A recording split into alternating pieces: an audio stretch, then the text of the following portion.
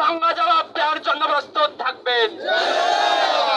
সবশেষে বলতে চাই, আমার বাংলাদেশের এই মানচিত্র নিয়ে যারা ষড়যন্ত্র করে, আল্লাহ তুমি তাদেরকে হেদায়েত দাও, না হয়তো ধ্বংস করে দাও।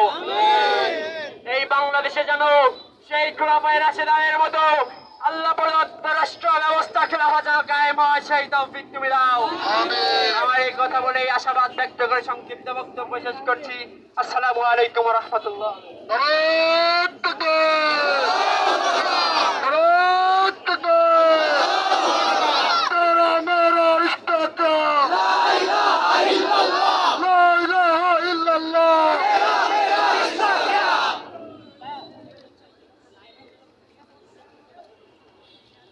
হিন্দের দুর্গ